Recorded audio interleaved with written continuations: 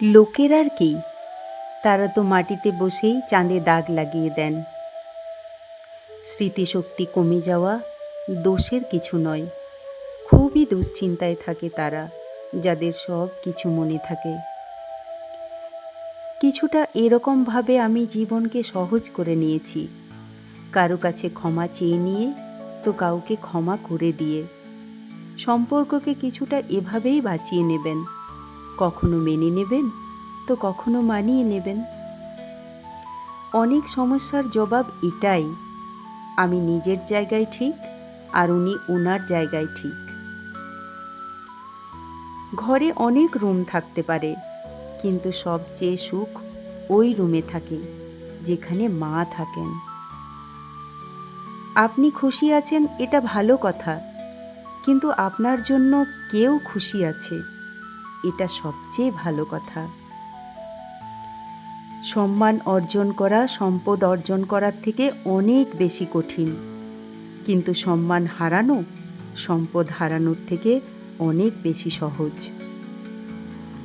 আমি নিজেকে কখনো এতটা বুদ্ধিমান ভাবিনি যে অন্যকে আমার কাছে মূর্খ মনে হয়।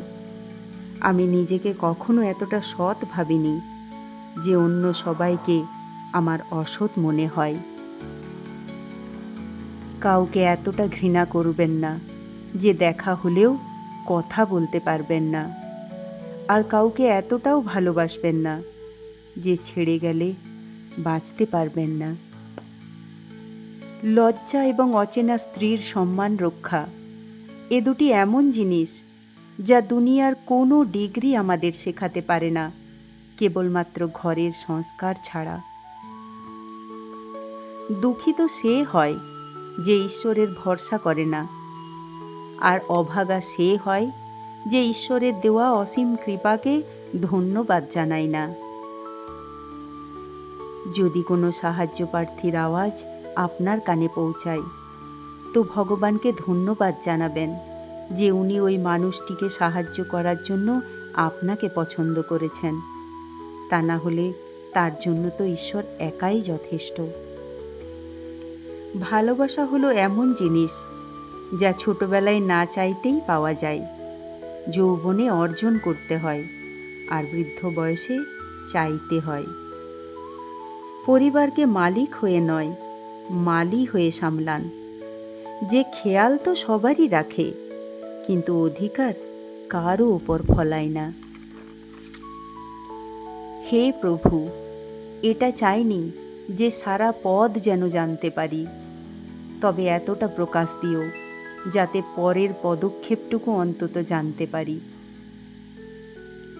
কোনো মানুষ এতটাও ধনী হতে পারে না যে তার অতীতকে কিনতে পারে, আর কোনো মানুষ এতটাও গরিব হয় না যে তার ভবিষ্যৎকে বদলাতে পারে না।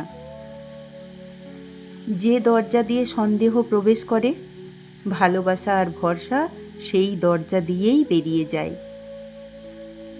ভালোবাসা যদি খামতি দেখত, তবে ঈশ্বর কখনো আমাদের দেখত না। খারাপ মানুষদের ছেড়ে ভালো মানুষদের খোঁজ করার থেকে ভালো যে আমরা খারাপ মানুষের খারাপ কথাকে ছেড়ে তাদের মধ্যে ভালো কথার খোঁজ করি। সেই সময় এটাই ভাববেন যে ঈশ্বরের কৃপা আপনার উপর সবচেয়ে বেশি বর্ষিত হচ্ছে, যখন আপনি নিজেই নিজের দোষ ত্রুটি দেখতে পাচ্ছেন। খারাপ সময় তো সেই পরিষ্কার আর উজ্জ্বল আয়না, যা অনেক চেহারা থেকেই মুখোশ খুলে দেয়। আর ভালো সময় তো একটা বাদল মেঘ, যা সূর্যের কিরণকেও ঢেকে দেয়।